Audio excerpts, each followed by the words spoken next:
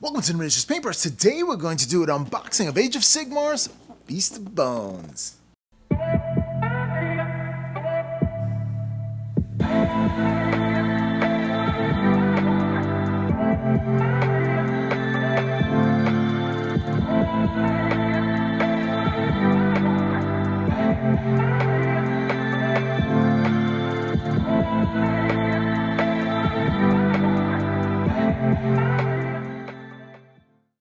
What's up, Miniatures Paintbrush Legion? This is Rob, your host, and I'm really excited about the Beast of Bones. And the reason why I'm so excited is because the Osirak Bone Reapers are here, and man oh man, can I wait to get on those beautiful models. Anyone who knows me knows that I am a Legions of Nagash fan, and this is just another chapter in his Legion, and I'm really excited to get my hands on that. But not only that, a lot of people don't know that I don't have anything representing Age of Sigmar's Destruction line, and I'm not an Orc fan. Oh, forgive me, but that's just not my thing. But one thing that is my thing are the Frost tribes coming in, and I've never tried them, those ogres, and I've seen them start collecting boxes for those tribes, the Maw tribes, and I'm really excited about that because, you know, I'm maybe do something with that big, huge elephant looking thing. I don't even know what it's called, but I'm excited to get started and possibly a new army when it comes to destruction. So this way I'll have every single faction pretty much covered when it comes to Age of Sigmar, and at least have, you know, one army in each of those factions represented. All right, so let's not make any bones about this, and let's get started with the unboxing. During the Age of Myth, the God King Sigmar and Nagash, Supreme Lord of the Undead, knew each other as allies. Their mutual enmity ran deep. But in that time of peace, they worked together to bring order to the mortal realms. Nagash claimed Shaiish, Realm of the Dead, as his domain, and from there he plotted grander conquests. Then came the Age of Chaos, when the Dark Gods spilled their demonic legions into reality to slaughter and despoil at will. Nagash betrayed his alliance with the God King in order to defend the realm of death, forever branding himself a traitor in the eyes of Sigmar. Yet, this could not prevent Shaiish from being overrun. Nagash was forced into retreat to hide away and to bide his time until he can reclaim what was his by right. Chaos was not the only enemy that grew strong over the long centuries of darkness. The gut-buster ogres, ravenous worshippers of the great beast that consumes the realm, had filled their bellies to bursting. Emboldened and powerful, their numbers swelled with every passing day. The Age of Sigmar dawned with thunder and bloodshed, and the God King loosed his lightning-wreathed stormcast Eternals against the armies of chaos. With his ancient enemies distracted, Nagash unleashed the horror of Shaiish's necroquake, devastating the 8 realms with a storm of necromantic magic that greatly bolstered his own power. In the wake of the cataclysm, the great necromancer unveiled a fearsome new army, the Osirak Bone Reapers. Soul construct warriors created to dominate the forces of the living and usher in a new era of undeath ascendant. Amidst the blazing deserts of the endless boneyard in Shaiish, this grand army will face the fury of the Gutbusters, who do not care to acknowledge any master but their own unending hunger. This is the premise behind the Feast of Bones, and here are the sprues, the magnificent, highly detailed, beautiful sprues that come in this great box set that I have been anticipating for a very long time. Actually, have been anticipating since we had Maligin Portance, because I didn't know what was coming out. So I've been waiting and waiting and waiting. Now, the only difference with the sprues here, you have some new sprues with the Osorok Bone Reapers. You can see how tightly packed they are to the screw. Like every inch of this sprue is actually taken up by something. It's very efficient, so you don't have to have extra sprues or extra stuff over there. I do like that the actual symbol for the Osorok Bone Reapers are actually embossed into the heraldry right there is embossed, because then I don't have to hand paint it and freehand it. But look at these old sprues now. You can tell these Gutbusters are old sprues because look how much space there is in between each one of these. And there's plenty of space and room. You could definitely be more efficient with that. So you can see how the casting process has changed throughout there, and just in this box. So you have new sprues and old sprues. Now, both sprues are very, very highly detailed. Those two are actually identical. And they have all this data like you would expect from Games Workshop's newer stuff. I mean, in the last decade, I would say. So they do have some very highly detailed stuff, but at the same time, it's just, you can definitely see the casting process and the different theories behind putting these things together. I'll tell you one thing, since they're not densely packed, some of the pieces are actually falling off. Now this sprue looks densely packed, so this must be a newer sculpt, because this one is definitely densely packed, but the other ones are not. And the ones that are not densely packed, it looks like they've gotten banged around a little bit.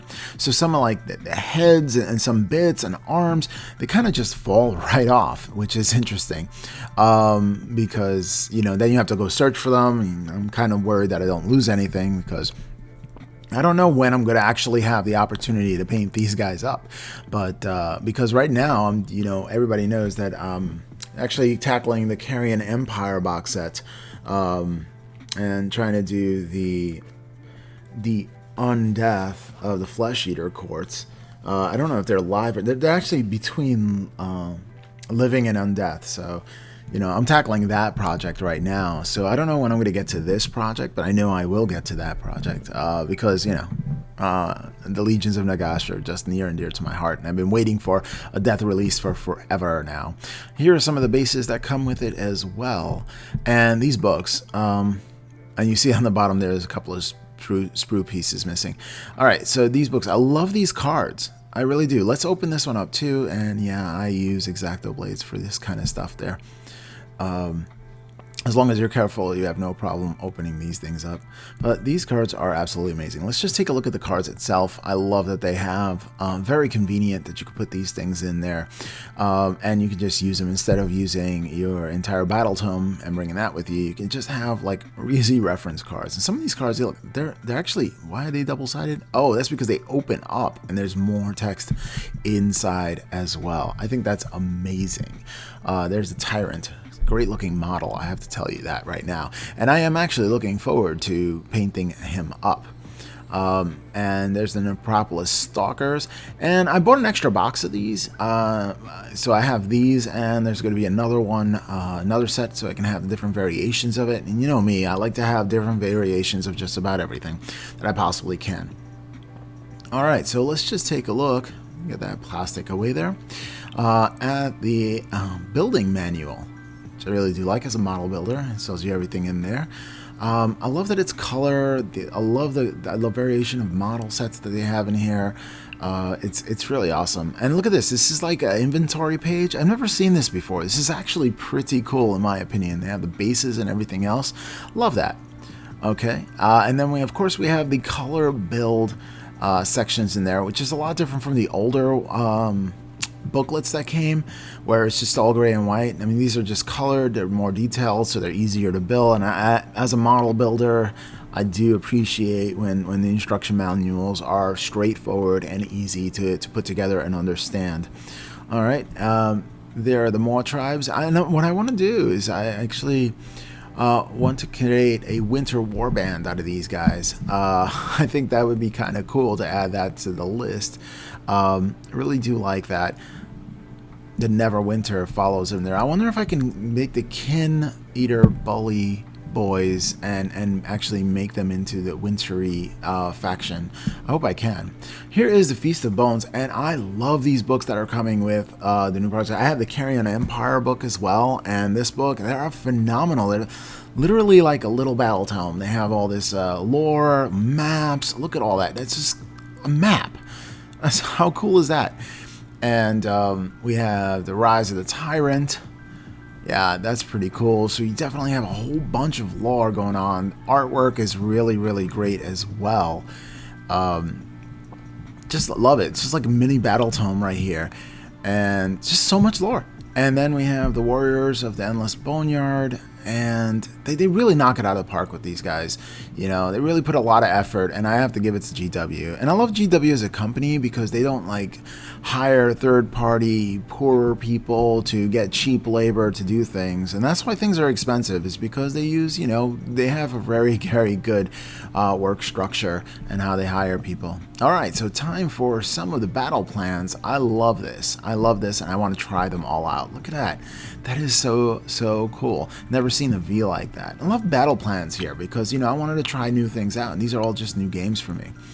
And possibly new content for the channel as far as, you know, battle reports. Now, battle reports take a long time, especially if you want to do cinematic versions of it. I learned that the hard way. But, you know, I just think the quality of it is just so, so worth it. But, yeah, it just takes a long time. All right, this is a great book. It's that hard card cover that's glossy, and then of course you have the tokens that comes in here. This is very, very useful. And you know, of course, you have a 3D printer. That would be also, you can make tokens like that too, if you wanted to. But this is just so cool to have and very convenient, and I have that as well. And of course, you have your core rulebook, which is literally the pages that are in your rulebook, your full rulebook.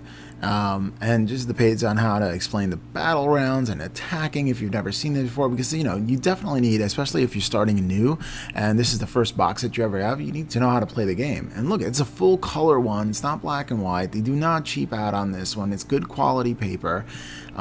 Just gotta love that. Just gotta love the attention to detail. Knowing me, I like to put on quality productions when I do my YouTube videos, and I appreciate a company that produces quality product without sparing any expense, you know, and that's the way I love to do things. So I do love the model of the company. I love that.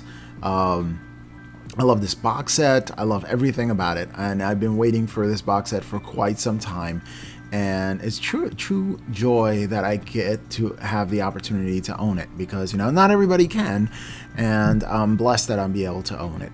And yeah, Legions in Nagash, love that. Go to bolster that army. Got to paint some ogres. Got to start the Neverwinter over here. It's just an excuse to start a destruction faction. And you know, honestly, I don't have any models in destruction, so you know, I wanted to start a destruction. And if I was going to start destruction, you know, I'm not a fan of the. I'm not a fan of anything in destruction except for the ogres for some reason. That's just, you know, a little more my jam, if you so to speak. I'm not into the gobos or anything like that. I know, heresy, but you know, it's just personal preference. But look how much comes into this box. That's just pretty amazing, and a great box set right there. Pretty awesome stuff right there. Oh, wait, I forgot the bases. I'll put the bases in there. And the artwork is really great. If you're considering pick up this box set, I say give it a go ahead, because there's just so much value to what you're getting in here. Feast of Bones, if you can find it. All right, see you on the outro. Well, now that it's all unboxed, there's only one more thing to do, which is to paint them up and have more tutorials for the channel. And I'm always really excited to have more painting tutorials and more content for you guys. Well, if you like this unboxing, if you're as excited as I am, then like, share, comment, and subscribe, and we'll catch you next time on the Miniatures Paintbrush.